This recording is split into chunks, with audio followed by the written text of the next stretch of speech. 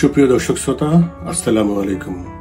আশা করি আপনারা সবাই ভালো আছেন। আপনাদের সকলকে আমন্ত্রণ জানাচ্ছি সংবাদপত্র বিষয়ক অনুষ্ঠান।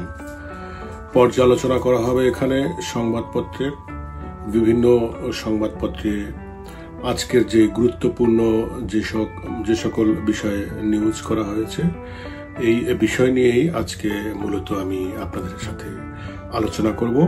আমি মামুন খান, চলচ্চিত্র পরিচালক, বলছি এই মুহূর্তে মার্কিন যুক্তরাষ্ট্র থেকে। তো দর্শক শ্রোতা, আমি আপনাদেরকে যে কয়েকটা নিউজ আজকে আমি শেয়ার করব, এর মধ্যে হচ্ছে দেখা যাচ্ছে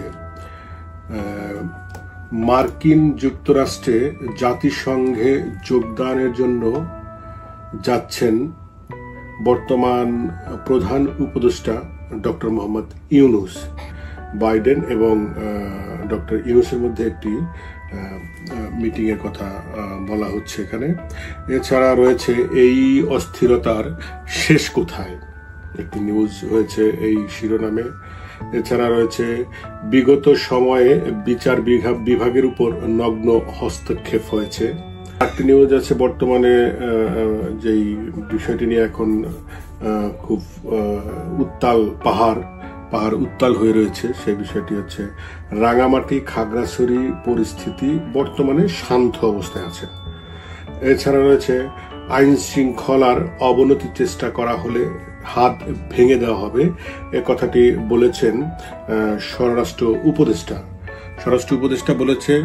এটা বলার পিছনে কারণ হচ্ছে যে যেভাবে একের পর এক আইন শৃঙ্খলা মানে পরিস্থিতি দেশের খারাপ হচ্ছে, যেভাবে গণপিটুনিতে মানুষকে হত্যা করা হচ্ছে, এই বিষয়টি নিয়েই আইন শৃঙ্খলার অবনতির চেষ্টা হলে হাত ভেঙে দেওয়া হবে বলে হয়েছে।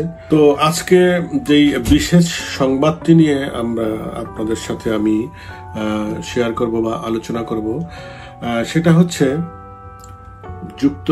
যুক্তরাষ্ট্রে যাচ্ছেন প্রধান উপদেষ্টা ইউনূস বাইডেন বৈঠক হচ্ছে। ডক্টর মোহাম্মদ ইউনূস স্বভাবতই তার প্রথম জাতিসংঘে যোগদানের যে বিষয়টি প্রথম যাচ্ছেন তিনি জাতিসংঘে।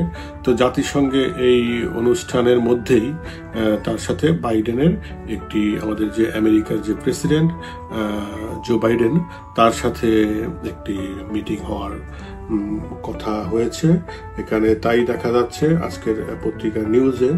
এটা বাংলাদেশের মানে আমাদের বাংলাদেশের জনগণের জন্য এবং এই সরকারের জন্য অবশ্যই একটি খুব ভালো লক্ষণ দেখা যাচ্ছে। তো আরেকটা বিষয় পাশাপাশি, সেটা হচ্ছে ডক্টর মোহাম্মদ ইউনূস তিনি কিন্তু এই জাতিসংঘের যে অনুষ্ঠানে তিনি যোগ দিতে যাচ্ছেন, সেখানে তিনি নরেন্দ্র মোদীর সাথে, ভারতের যে প্রধানমন্ত্রী নরেন্দ্র মোদীর সাথে তিনি দেখা করতে চেয়েছিলেন বা সাক্ষাৎ করতে চেয়েছিলেন। কিন্তু ভারতের বেশ কয়েকটি গণমাধ্যম, বেশ কয়েকটি পত্রিকা নিউজ করেছে, হিন্দুস্তান টাইমস, তারপর কলকাতার আনন্দবাজার পত্রিকা, এই পত্রিকাগুলি গত দুদিন আগে নিউজ করেছেন। তারা বলা হচ্ছে যে নরেন্দ্র মোদী এবং আমাদের যে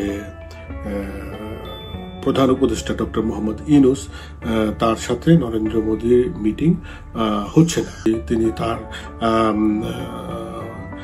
আমেরিকাতে যারা ভারতীয় বংশোদ্ভূত নাগরিক রয়েছেন, বিশেষ করে পাহাড়ি যেসব জনগোষ্ঠী রয়েছে, তাদের সাথেও তিনি মিটিং করবেন এবং বেশ ব্যস্ততম সময় পার করবেন, যার কারণেই তিনি ডক্টর মোহাম্মদ ইউনূসের সাথে তিনি আপাতত এই জাতিসংঘে তিনি মিটিং করছেন না বা করতে পারছেন না।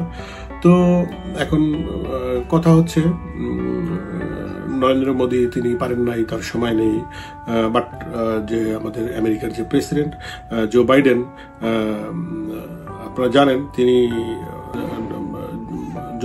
প্রেসিডেন্ট জো বাইডেন তিনি আমাদের প্রধান উপদেষ্টা ডক্টর মোহাম্মদ ইউনূসকে তিনি সময় দিচ্ছেন এবং একটি মিটিং হচ্ছে। এতে করে বোঝা যাচ্ছে যে বাংলাদেশ এবং আমেরিকার সম্পর্ক অবশ্যই অনেক অনেক ভালো। তো এই বিষয়টি আমি আপনাদের সাথে শেয়ার করলাম।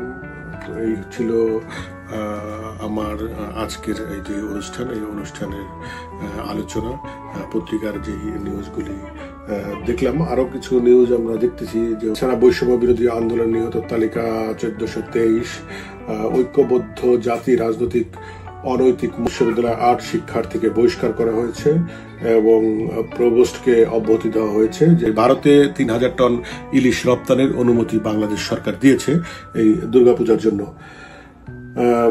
এরপর গণ অভ্যুত্থানের পর শ্রীলঙ্কায় প্রথম নির্বাচন হচ্ছে। আজকে হচ্ছেন প্রেসিডেন্ট। সাকিব অস্ত্রোপচার করলেন কখন? সাকিব আল হাসানের অস্ত্রোপচার হয়েছে বোধহয়, এই বিষয়ে একটি নিউজ আছে। এরপরে আছে কর্মচাঞ্চল্য ফিরছে আশুলিয়া শিল্পাঞ্চল, এখনো বন্ধ 16টি কারখানা। মির্জা এবং রায়হান রাফি আমাদের চলচ্চিত্র পরিচালক এবং চিত্রনায়িকা তমা মির্জা, তাই নিয়ে একটি নিউজ করেছে। আপনারা দেখছেন আমেরিকা থেকে সম্প্রচারিত মুক্তি টিভি।